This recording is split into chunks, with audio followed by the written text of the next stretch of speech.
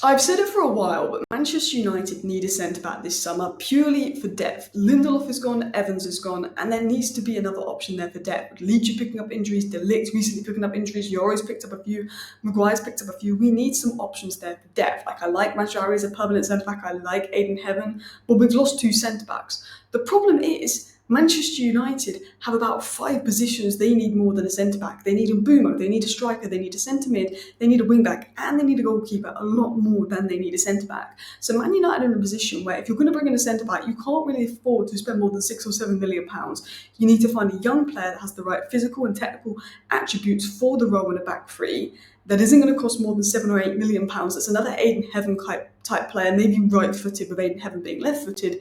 And Manchester United, well, they're scouting a player that ticks all those boxes. Manchester United might have found the perfect centre-back signing, which is good news. And this could be a good option coming in at the back because we need to save funds for elsewhere.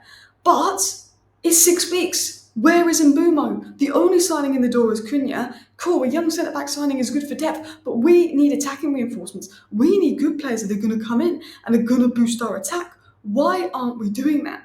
And I have to say, apparently nothing's happened in the last 6 weeks. Apparently we're in the same position we were 6 weeks ago with Mbeumo. Apparently we're far away in evaluation with Brentford. I honestly need to have a rant. I'm going to start with the positive news, but I need to have a rant about what INEOS are doing to Ruben Amorim. It's not necessarily just INEOS, it's the Glazers, it's Manchester United, but how Ruben Amorim is being treated is an absolute disgrace. We've been linked to Nicholas Jackson again. I want to talk about it. We've got 5 players that Ruben Amorim is desperate to get rid of. None of them are gone, and they can't come back to training, but they've got to come back to training, but they've got to come back to training after 5 o'clock so they avoid Amorim. That is incredibly toxic. We do have confirmation of John Viktor interest. John Viktor interest, I was wondering if it was maybe an agent pushing out United and John Viktor to get him a move, but Romano and credible journalists have confirmed John Viktor interest from United. We will talk about the chances of signing this goalkeeper. And we do have maybe some potential updates to come in on Anthony with him returning from his holiday. So I want to get into all the news. I do want to get into a bit of a rant. But let's start by talking about this new young centre-back signing United might be making and then going into other news. So it was confirmed by Laurie Whitwell. Now, Laurie Whitwell is a very credible source of information. He works for The Athletic, they are informed by the club, and he said confirmed United sent the scouts who watched defender Helland, 20, play for Brann against Viking on Sunday. He has 37 senior appearances for the club. He can play centre-back and right-back and would cost around €7 to €8 million. He played well as Brann won the game 3-1. Cool. We'll start on the positive news. We need a young centre-back to come in for depth that could play centre-back, that could play right-back, that could be the wide centre-back, that could cover the wide channels, that can give us an option for depth, that is young. And this guy seems to tick those boxes. Am I going to pretend that I spend my time watching this player? I know a lot of this player. No, I don't know much about this guy. I've literally just done a little bit of research on him now. But United are looking at a good profile. Cool. But do this, because this doesn't affect us signing a Mbeumo, this doesn't affect us signing a striker. But hurry up and sign the attackers first, because centre-back is not a priority. It's not a priority. We need one for depth, but if we could ignore any position this summer, it's a centre-back because we need one for depth. Every other position, we basically need an upgrade in our starting 11. Now, this obviously came out yesterday from TV2 Sport, were the first people to confirm we were scouting him. It was then confirmed by Laurie Whitwell. So who is this player? Also, you might be asking why I'm filming in my bathroom. I'm in the hotel. The Wi-Fi is crap in my room. I've actually tried to record this 4 times, but it's crashed because of the Wi-Fi, so please don't crash this time. The best Wi-Fi is in the bathroom, but it means the audio comes out so weird.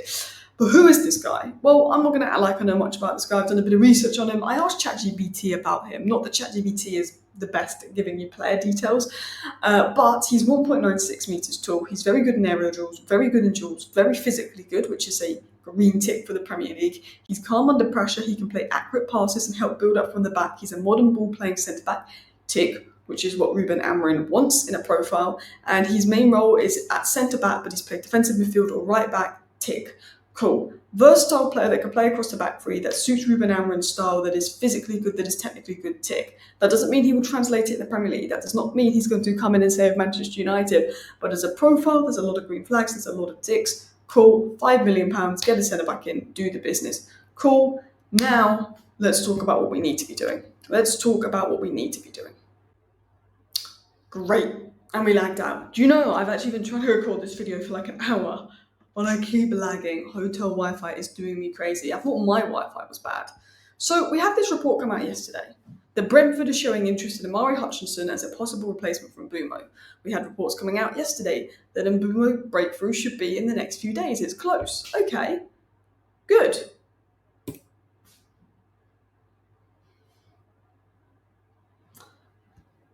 Turns out it's not so close. This has come from David Ornstein. The gap between Manchester United and Brentford on their valuation of Mbeumo remains considerable. The two sides are several £1 million apart. Just use the money we got for Elanga and Alvaro to do this. There has been no significant developments over the past couple of weeks, and the deal is not imminent, but talks continue as United work to complete a move. So you're telling me we've done nothing for the last 3-4 weeks?